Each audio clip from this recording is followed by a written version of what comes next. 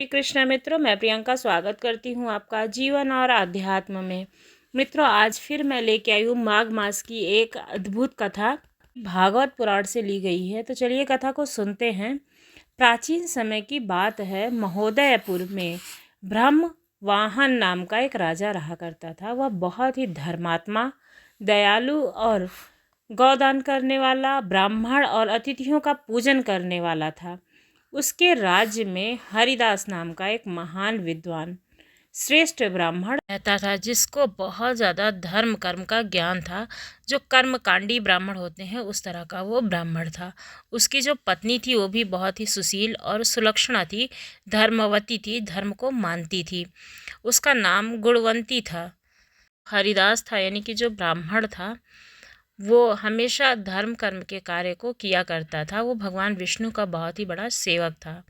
जैसे ही उसकी पत्नी भी भगवान की भक्त और पतिव्रता थी, यानी कि उसकी पत्नी अपने पति के पग चिन्हों पर चलने वाली थी। वो भगवान विष्णु की वो भी बहुत बड़ी भक्त थी और पतिव्रता थी। उसके सभी देवताओं की सेवा वह व्रत किए थे, परंतु धर्मराज की सेवा वह उनका व्रत कभी नहीं किया था। वह अतिथि सेवा से विमुख थी।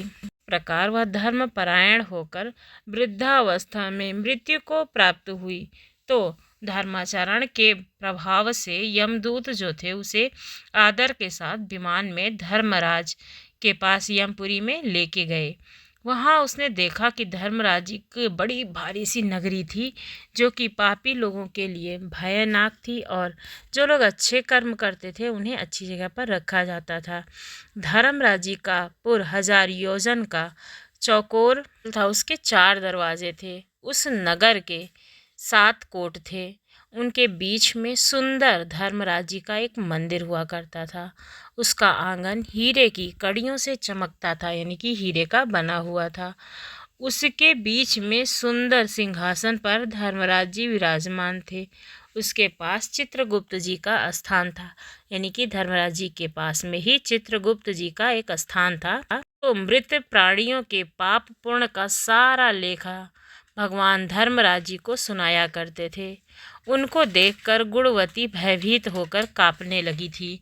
नीचे मुख किए हुए वो खड़ी ही थी कि चित्रगुप्त ने उसके द्वारा किए हुए पाप पुण्यों का लेखा जोखा धर्मराज जी को सुनाना शुरू कर दिया। धर्मराज जी उस गुणवती की भक्ति, दान, पुण्य व पति सेवा देखकर प्रसन्न हुए थे, पर कुछ उदासी भी थी उनके श्रीमुख पर, यानी कि उनके मुखमंडल पर थोड़ा सा उदासीपन झलक रहा था। गुणवती को वो दिखाई दे रहा था। धर्मराज जी को उदास देखकर गुणवती ने निवेदन किया कि हे प्रभु, मेरी समझ में मैंने कभी भी कोई दुष्कृत्य नहीं किया है, फिर भी आप उदास क्यों लग रहे हैं? यानी कि मैंने कोई भी बुरा काम नहीं किया, फिर भी आप उदास क्यों लग रहे हो? धर्मराज जी ने कहा कि हे देवी, तुमने व्रत आदि से सब देवताओं को संतुष्ट किया है, परंतु मेरे नाम से तुमने कुछ भी दान पुण्य नहीं किया है। यह बात सुनकर गुणवती ने कहा कि हे भगवान, मेरा अपराध आप क्षमा करें। मैं आपकी उपासना नहीं जानती हूँ। आप अब कृपया करके उसका उपाय बताइए, जिससे मनुष्य आपकी कृपा का पात्र बन सके। यदि मैं आपके भक्ति मार्ग को आपके मुख से श्रवण कर वापस मृत्यु लोक में जा सकूं, तो मैं आपको संतुष्ट करने का उपाय अवश्य करूंगी। साथ ही पृथ्वी लोक पर आपकी कृपा का प्रचार भी करूंगी, यानी कि आपके बारे में लोगों को पृथ्वी लोक पर बताऊंगी, जैसे कि वो आपकी पूजा आदि कर सकें। तब धर्मराज ने कहा, सूर्य भगवान के उत्तरायण में आते ही जो महापुण्यवती मकर संक्रांति आती है, उस दिन से मेरी पूजा शुरू करनी चाहिए। अगले वर्ष की क्रांति तक साल भर मेरी कथा अवश्य सुननी चाहिए और पूजा करनी चाहिए, यानी कि 1 साल तक, एक मकर संक्रांति से दूसरी मकर संक्रांति तक भगवान धर्मराज की पूजा करनी चाहिए। उसमें कभी भी नागा नहीं करना चाहिए।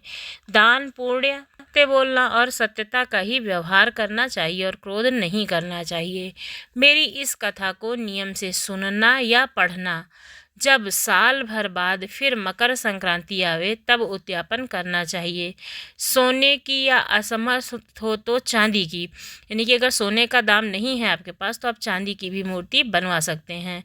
विद्वान ब्राह्मण के द्वारा पूजन हवन करके सामर्थ्य के अनुसार, मतलब जितना आपके पास सामर्थ्य हो उसके अनुसार प्राण की प्रतिष्ठा कर पंचामृत से स्नान करवा के षोडशोपचार से उसकी पूजा करें। इसके पास से चित्रगुप्त जी का भी पूजन करें और सफ़ेद काले तिलों के लड्डू का भोग लगावें।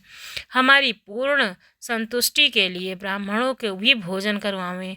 बाँस की छपड़ी में 5.25 सेर धान, ज्वार, जौ को भर करके गुरु या ब्राह्मण को भेंट करें। स्वर्ग में चढ़ने के लिए सोने या चांदी की सीढ़ी भी दान करनी चाहिए। आपके पास अगर सोना चांदी नहीं है तो आप लकड़ी की भी सीढ़ी दान कर सकते हैं। सुंदर बनी हुई सैया भी दान करनी चाहिए जो आपके पास यथासंभव हो, जिस पर मुलायम गद्दा, तकिया और रजाई हो। इसके अलावा कंबल, पादुकाएँ, बाँस की लकड़ी, लोटा, डोरा, 5 वस्त्र दान करना चाहिए। गौदान की सामर्थ्य हो तो श्वेत या लाल गाय मेरे लिए और काली गाय चित्रगुप्त के लिए दान देवें।